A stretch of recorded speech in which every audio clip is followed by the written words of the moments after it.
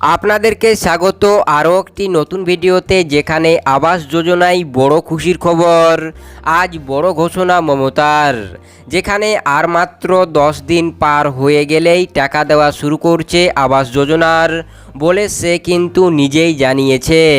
যেখানে আজ বড় ঘোষণা করে জানিয়েছে মমতা বন্দ্যোপাধ্যায় যে আগামী এই মাসের এই তারিখ থেকে টাকা দেওয়া শুরু হবে আবাস যোজনার।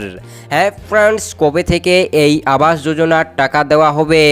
তবে কি সত্যি 10 দিন পর থেকে টাকা দেওয়া শুরু করছে মমতা বন্দ্যোপাধ্যায়? কি জানিয়েছে মমতা বন্দ্যোপাধ্যায় সেটা কিন্তু এক নজর শুনে নেওয়া যাক। 11 লক্ষ বাড়ির লিস্ট আমরা পাঠিয়েছিলাম কেন্দ্রের কাছে, সমস্ত স্কুটিনি করে। আজও যারা মাটির বাড়িতে থাকেন জেনে রাখবেন, গরিব মানুষ, কেন্দ্রীয় সরকার করেনি। আর ইলেকশনের আগে বিজেপির কল সেন্টার থেকে ফোন করছে। ফোন নাম্বারটা কোথা থেকে পেয়েছে? আমাদের থেকে পেয়েছে। কারণ 11 লক্ষ লোকের নাম আমরা পাঠিয়েছিলাম তাদের বাড়ি দেওয়ার জন্য।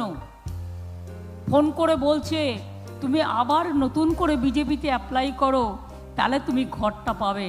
আমি বলি, না বন্ধু, তোমায় কিচ্ছু দিতে হবে না।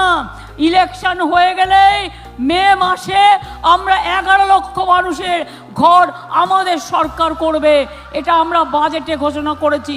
তোমরা কেউ যারা নাম লেখাবেন, মনে রাখবেন ওদের কাছে আপনার নামটা কেটে দেবে। যেখানে আপনারা মমতার মুখ থেকে শুনলেন যে মে মাস থেকে টাকা দেওয়া শুরু করবে আবাস যোজনার, যেখানে এই টাকা কিন্তু আর 10 দিন পর থেকেই দেওয়া শুরু হবে। যেখানে আজ এপ্রিলের 20 তারিখ, আর মাত্র 10 দিন অপেক্ষা, তারপর কিন্তু এই আবাস যোজনার টাকা দেওয়া শুরু করবে বলে জানালো মমতা। যেখানে ভোট পার হওয়ার পর কিন্তু এই কাজ শুরু করা হবে বলে জানা গিয়েছে নবান্নের তরফ থেকে, এবং মমতা বন্দ্যোপাধ্যায় এদিন এই কথাই জানিয়েছে। হ্যাঁ ফ্রেন্ডস, এই ছিল একটি আবাস যোজনাকে নিয়ে ছোট্ট মোট্ট আপডেট। আপনাদের যদি এই ভিডিওটি গুরুত্বপূর্ণ মনে হয়ে থাকে তাহলে অবশ্যই আমাদের ভিডিওতে একটি লাইক দিয়ে চ্যানেলটিকে সাবস্ক্রাইব করে আমাদের অবশ্যই পাশে থাকবেন। তাই আপনাদের সম্পূর্ণ ভিডিওটি দেখার জন্য অসংখ্য ধন্যবাদ।